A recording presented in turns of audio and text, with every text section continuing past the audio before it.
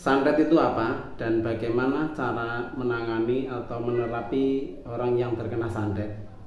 Di sini kita tawarkan ada dua cara untuk menangani santet atau menerapi orang yang terkena santet. Apa saja? Yuk kita ikuti setelah berikut ini.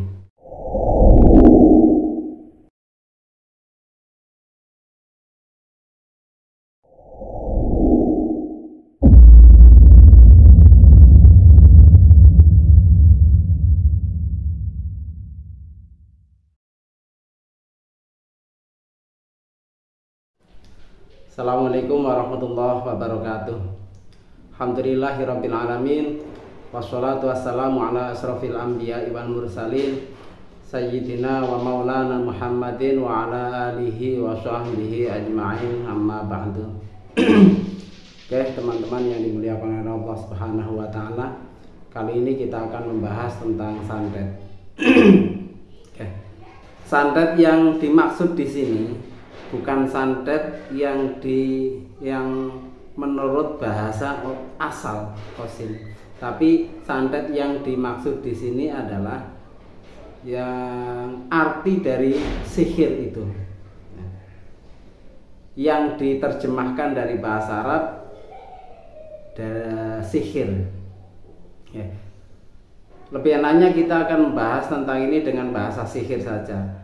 Jadi nanti apabila ada perbedaan pendapat itu hal yang wajar, tapi yang dimaksud di sini adalah sihir. Sihir adalah sesuatu yang dikirim oleh seseorang atau oleh praktisi dukun untuk membuat cedera target, atau untuk membuat target itu mengikuti apa yang kemauan si praktisi tersebut. Ya, sekali lagi, yang dimaksud sihir di sini adalah perbuatan dari seorang praktisi dukun untuk menciderai target, atau membuat target mengikuti apa kemauan praktisi, dan ini dengan melibatkan jin. Sekali lagi, dengan melibatkan jin. Sihir di sini ada yang mengartikan sebagai santet, ada yang mengartikan sebagai guna-guna, ada yang mengartikan sebagai dengan tenun. Jadi apapun bahasa, tapi yang dimaksud di sini adalah keterlibatan jin. Kanjeng Nabi Muhammad SAW pernah dikirim sihir oleh orang Yahudi dan memberi petunjuk pada kita kepada kita bagaimana cara menangani sihir itu sendiri. Jadi di sini kita akan membahas tentang dua cara petunjuk Nabi untuk menangani sihir. Yang pertama itu diruqyah. Diruqyah, kemudian setelah diruqyah dicari bukhulnya. Karena apa?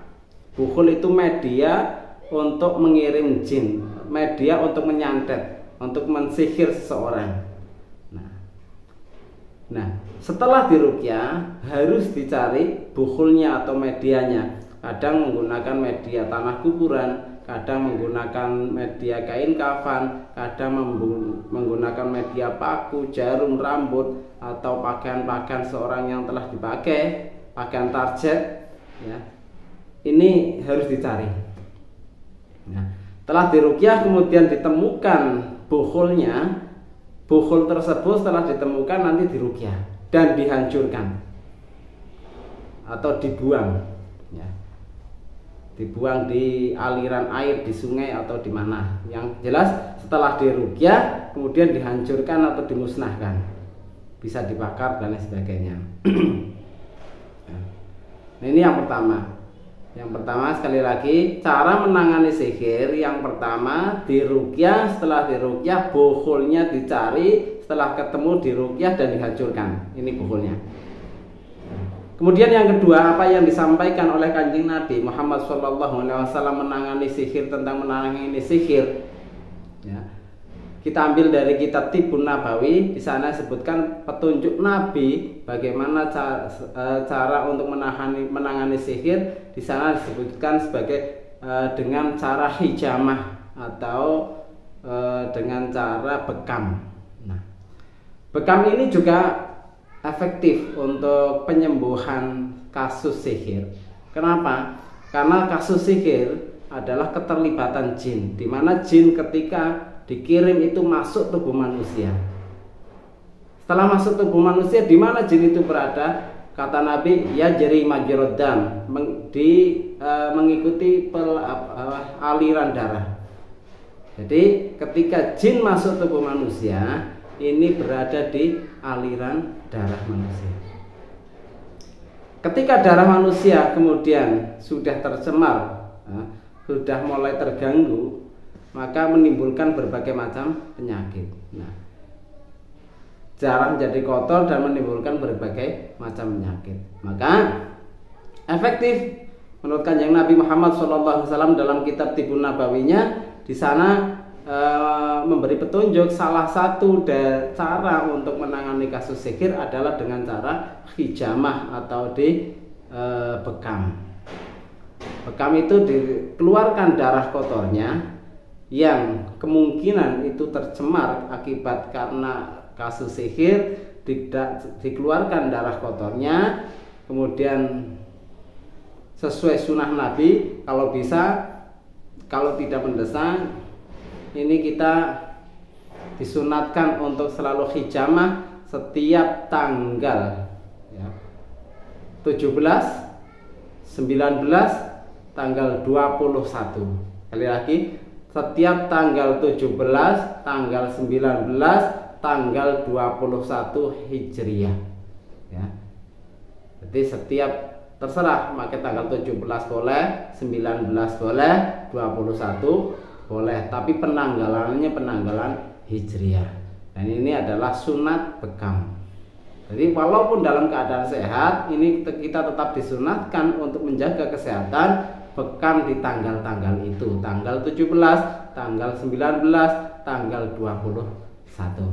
Maka ini mudah-mudahan apa yang kita sampaikan pada pertemuan kali ini memberi manfaat pada kita. Sekali lagi, bagaimana cara menangani sihir, yaitu ada dua, yaitu diruqyah kemudian dicari bukulnya dan dihancurkan. Yang kedua itu dengan cara hijamah. Terima kasih. Wassalamualaikum warahmatullahi wabarakatuh.